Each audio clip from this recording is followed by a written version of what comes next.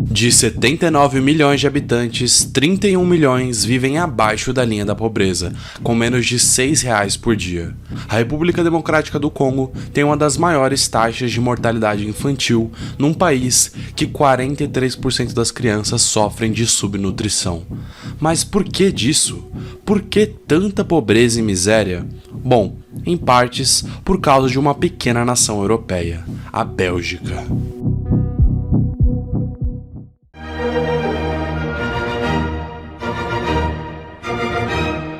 Opa, e aí? Eu sou o Loconte e esse é o Conhecimento Expandido.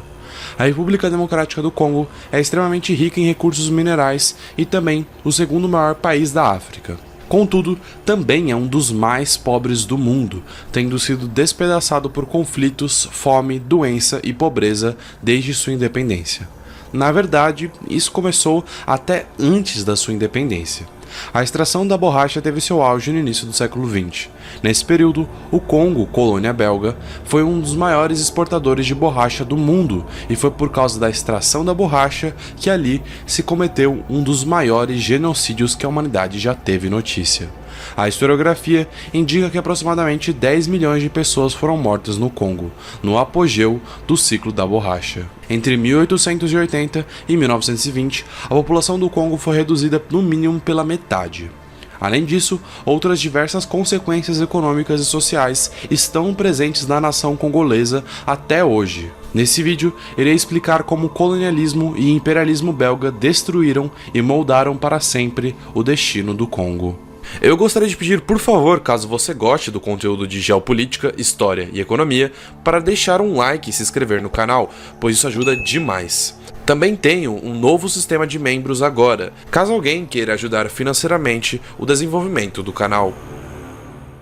Esse vídeo conta com o apoio da Surfshark, empresa especializada em serviços de VPN.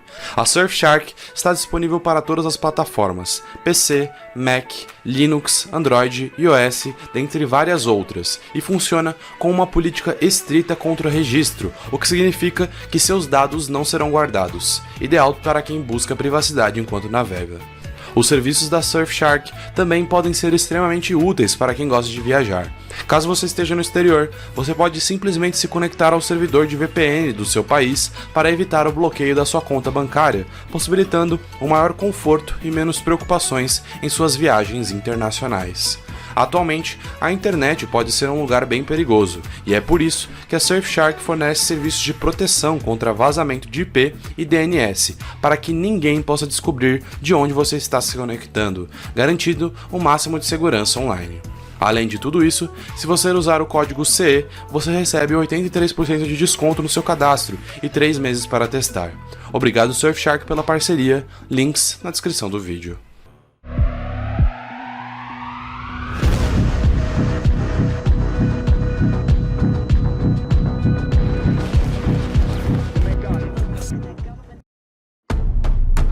Em 1866, em Bruxelas, na Bélgica, ocorreu uma conferência internacional que propôs uma expedição científica e humanitária na desconhecida região da África Central.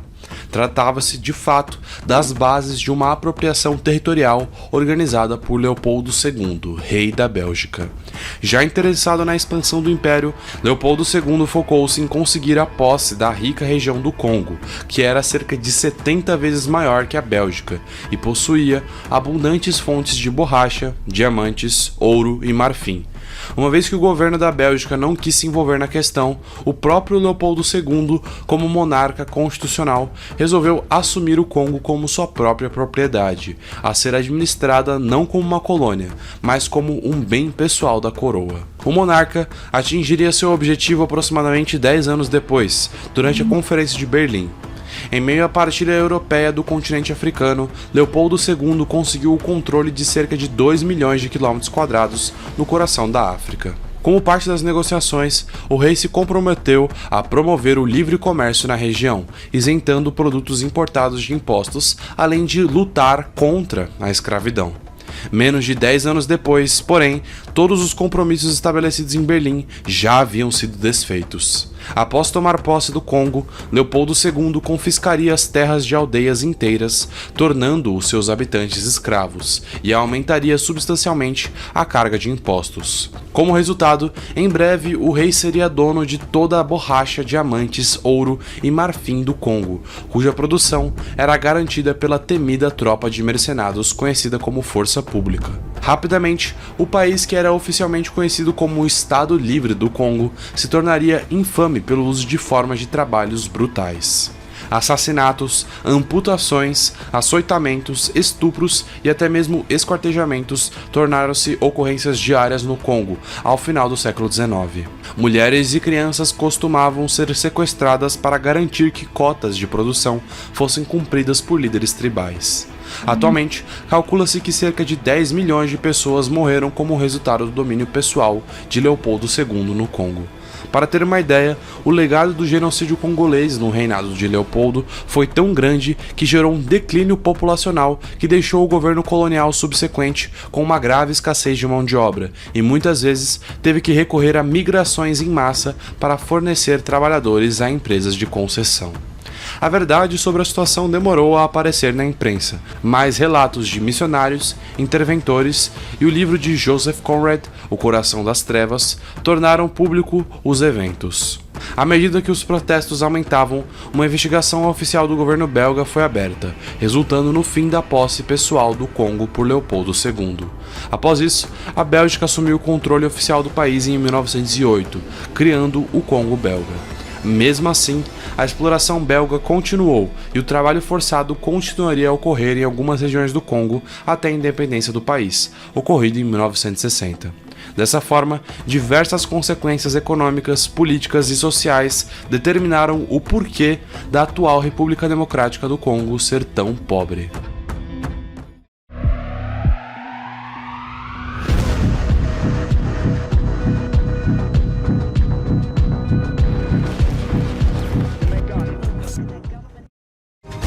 Durante a colonização belga, as concessões que foram feitas a empresas privadas para extrair recursos naturais ainda têm efeitos negativos no desenvolvimento atual da República Democrática do Congo. Foram atribuídos para certas empresas privadas poderes tipicamente associados aos governos, como o monopólio da violência e a tributação. Essas empresas privadas extraíram recursos naturais por meio de violência extrema e cooperando com os poderes dos líderes locais, caracterizando como um domínio indireto. Inclusive, quando a atual República Democrática do Congo estava prestes a tornar-se independente, as grandes empresas de mineração do Congo foram dissolvidas e reincorporadas na Bélgica, para garantir que o governo congolês independente não pudesse confiscar os ativos.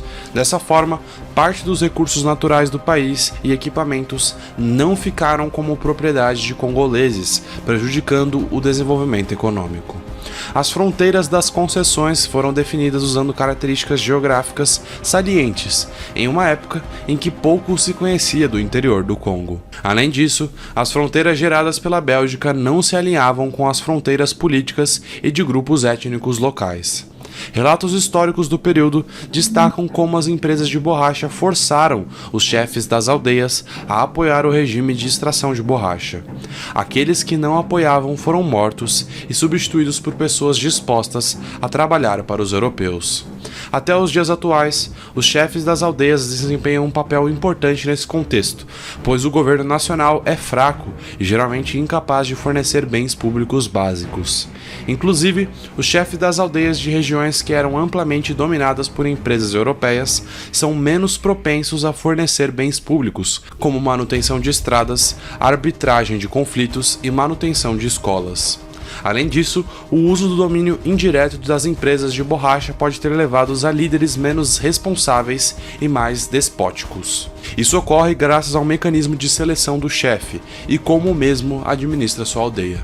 Os chefes de aldeia de antigas regiões dominadas por empresas privadas europeias têm 34% menos probabilidade de serem eleitos para o seu cargo e são mais propensos a serem hereditários.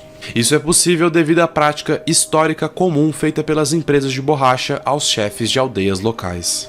Além de tudo isso, as empresas que vivem nas regiões que foram afetadas diretamente pelas antigas concessões têm aproximadamente 1,3 anos a menos de educação e são aproximadamente 25% menos ricas do que as pessoas que vivem em regiões fora das concessões da borracha. Além disso, crianças e mulheres têm uma altura por idade 9% menor.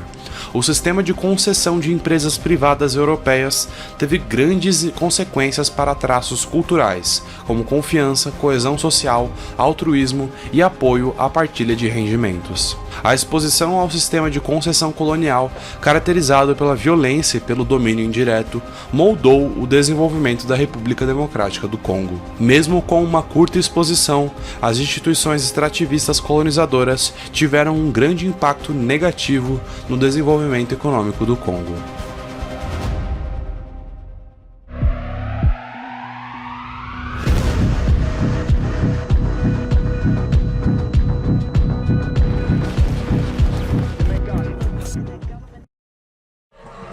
O Congo finalmente tornou-se um país independente em 1960.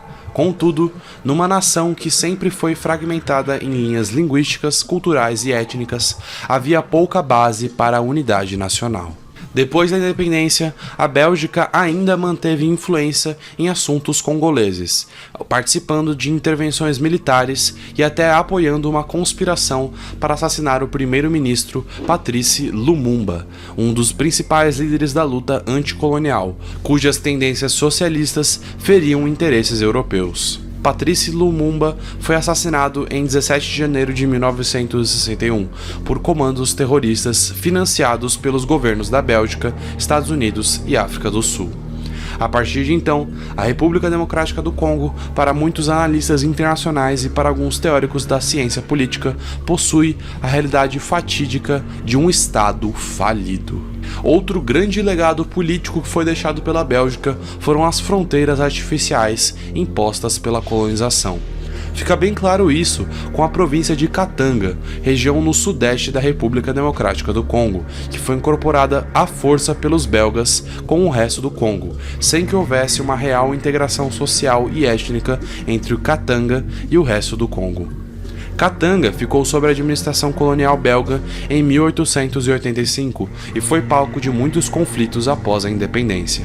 Em 1960, liderado por Moise Tshombe e apoiado por interesses estrangeiros de mineração, Katanga se separou do recém-independente Congo e entrou em um período de confusão política e derramamento de sangue, envolvendo forças congolesas, belgas e das Nações Unidas, resultado das fronteiras artificiais criadas pela Bélgica. De 1965 a 1997, o Congo e o mundo conheceram a chamada versão africana de Leopoldo II, Mobutu Sese Seko.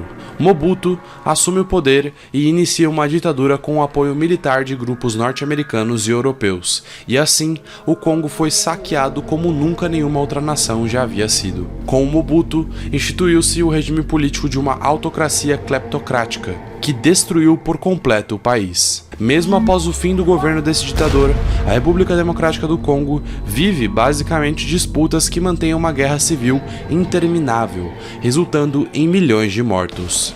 Esses conflitos acontecem por disputas pelo controle do solo em territórios na região do leste do país, especialmente Kivu Sul, Kivu Norte e Katanga, todas heranças das fronteiras artificiais da colonização belga. A República Democrática do Congo, depois das milhares de toneladas de borracha que mandou para o mundo e milhões de dólares em lucros de empresas europeias, é hoje cenário de atrocidades, que parecem, em quase todos os sentidos, ligados à sua antiga nação colonizadora, a Bélgica, que destruiu o Congo. Bom pessoal, o vídeo foi esse. Qualquer dúvida ou crítica é só deixar nos comentários. Lembrando que a sua opinião é muito importante, assim tentarei responder o mais rápido possível. Se tiverem gostado do conteúdo, por favor deixa o like e se inscreva no canal. Mas é isso, valeu!